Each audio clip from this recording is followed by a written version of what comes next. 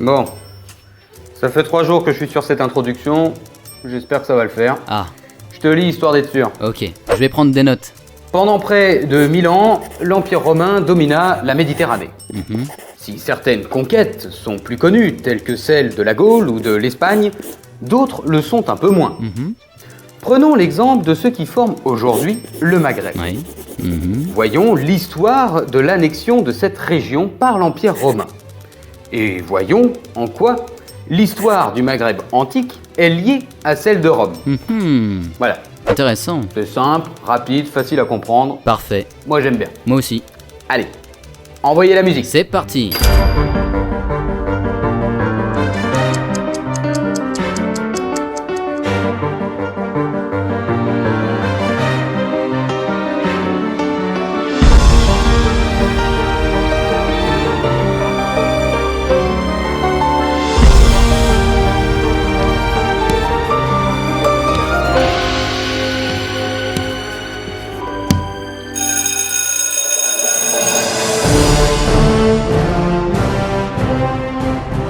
Commençons tout d'abord par le 3e siècle avant Jésus-Christ. En ce temps-là, Rome commence à gagner du terrain et du pouvoir sur la Méditerranée, mais elle est concurrencée par une autre cité qui est Carthage. C'est à partir de ce temps-là que l'histoire du Maghreb se confond avec celle de Rome. La lutte pour la domination de la Méditerranée conduisit les deux cités, Rome et Carthage, à se faire la guerre. C'est ce qu'on appelle les guerres puniques. Dans ces guerres, il était impossible au peuple berbère d'envisager la neutralité. Les royaumes maures, à l'extrême ouest du Maghreb, vont prendre le parti de Rome, tandis que la Numidie, sur l'actuelle Algérie, va prendre celui de Carthage. Les 3 guerres puniques s'achevèrent par l'anéantissement de Carthage en moins 146. Et cette situation eut de lourdes conséquences sur le Maghreb, puisque la Numidie, du fait de son mauvais choix d'alliance, ne put jamais retrouver l'influence et la prospérité qu'elle avait auparavant. Maintenant, faisons un rapide bond dans le temps jusqu'au milieu du 1er siècle avant Jésus-Christ, au temps des crises de la République romaine. Au milieu du 1er siècle avant Jésus-Christ, Rome domine la Méditerranée. Mais bien que dominante, la République subit d'importantes crises politiques internes menées par les ambitions de certains généraux. En moins 49, 2 généraux occupent le devant de la scène politique romaine, Jules César et Pompée. Bien qu'ayant été alliés pendant un certain temps, les 2 hommes ont désormais des ambitions antagonistes. Et cette rivalité les conduisirent à prendre chacun leur armée et à s'affronter sur l'ensemble de la Méditerranée. C'est la première guerre civile romaine. Là encore, impossible de rester neutre. Juba Ier, roi de Numidie, prit le camp de Pompée, tandis que les 2 souverains de Maurétanie, Bogude et Bochus II, prirent celui de César. Après l'assassinat de leur chef, les fidèles de Pompée se regroupèrent en Numidie dans le royaume de Juba Ier pour organiser la résistance contre César. Mais ce dernier prit ses légions et les vainquit en moins 46 à la bataille de Thapsus. À Thapsus, les armées de Juba et de Scipion prirent d'abord l'avantage sur César grâce à la charge d'une 60aine d'éléphants de guerre qui écrasa les lignes d'archers et de cavalerie. Mais selon Appien, la prise de Cirta par Bochus obligea Juba à retirer son armée. Ce recul de la moitié de l'armée encouragea les légions de César qui prirent la ville. Décidément, la Numidie a bien du mal à faire de bons choix en matière d'alliance, et cette guerre lui fut fatale. Jules César annexa la partie est du royaume et octroya la partie ouest à ses 2 alliés, Bogude et Bochus II. Mais Jules César devenait trop puissant et il se fit assassiner en moins 44 par les sénateurs romains. Cette situation conduisit à une rivalité entre ses 2 plus fidèles partisans, Octave et Marc-Antoine, pour le contrôle de la République. Les 2 hommes, aux ambitions antagonistes, se firent la guerre.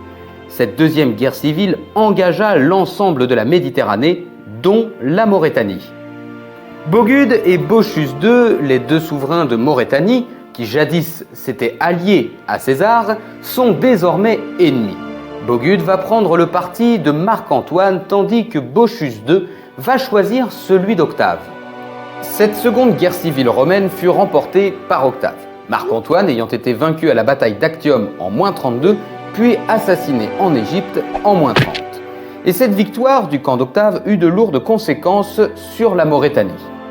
Bogude ayant été tué en -31, ces territoires furent octroyés par Octave à Bochus pour le remercier de sa fidélité. La Maurétanie était alors indépendante. Mais il faut mettre des guillemets à cette situation parce que c'est un petit peu plus complexe que ça. Bien que n'ayant pas été annexée, la Maurétanie n'en est pas pour autant indépendante. Il s'agit en fait d'un État client de Rome, c'est-à-dire un État vassal. La preuve en est qu'à la mort de Bochus II en 33, c'est Octave lui-même qui choisit le nouveau souverain de la Maurétanie.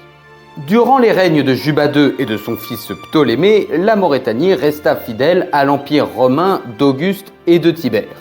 La culture romaine s'implanta en Maurétanie à partir des couches privilégiées. Des villes telles que Volubilis sont des exemples de la romanisation de la région. En soi, les choses se passaient plutôt bien pour la cité romaine.